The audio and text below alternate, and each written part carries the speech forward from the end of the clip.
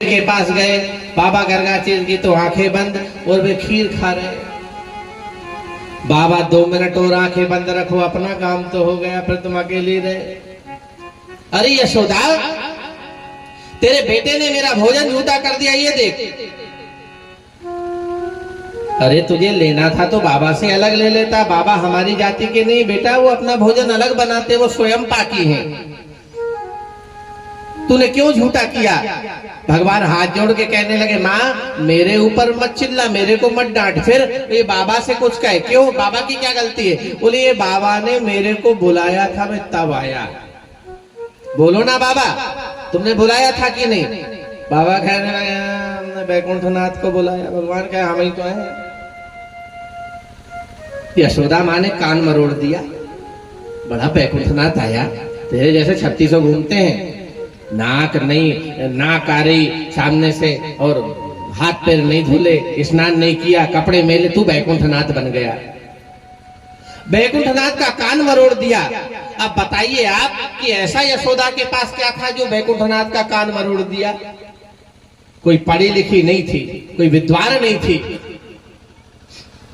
लेकिन मात्र ये भक्ति का संबंध है, इसलिए तो कहा जाता है योगी जन जान नहीं पाते जिनका प्रभाव, और जिनकी कला का पारसार धन पाती है। नारद आदि ब्रह्मवादियों ने भी न जाना जिन्हें, दिव्य श्रुतियां भी जिन्हें नेति कह के गाती है।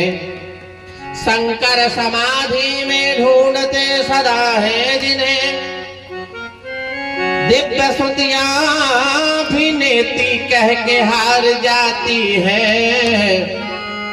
अरे नाना रूपधारी और कृष्ण मोहन मुरारी, उस विश्व के मदारी को गोपियां नचाती है। उस विश्व के मदारी को गोपियां नचा।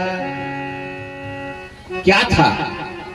ना पढ़ी लिखी थी, ना कोई ज्ञान था, ना कोई रहन सहन का ढंग था, पर भगवान का कान पकड़ के खड़ी, मात्र एक ही संबंध था, मान हुए का भगति करनाता।